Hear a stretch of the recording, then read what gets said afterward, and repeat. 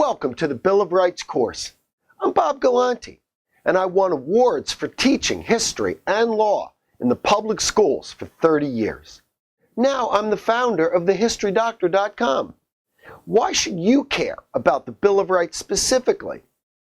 Because of these rights, American government has only limited powers. This was done to protect people's individual rights. Every other government before America guaranteed to its people no individual rights at all.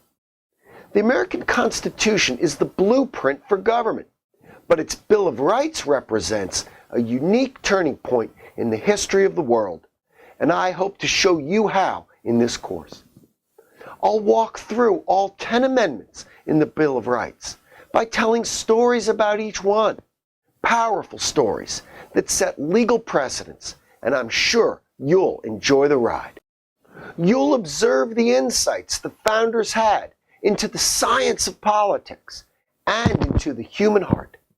We need not more empty worship of America's founders, but more understanding of their foresight and wisdom. It's astonishing to consider that the Constitution was written nearly 2 1/3 centuries ago, yet it still governs the American nation to this day. In 1787, the best transportation America had was a horse and wagon. Today, we have high-speed trains and supersonic jets.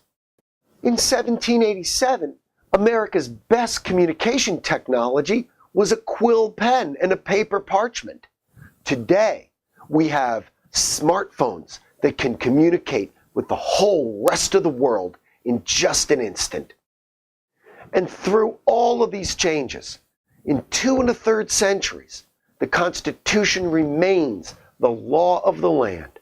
So let us together go on a journey to discover why.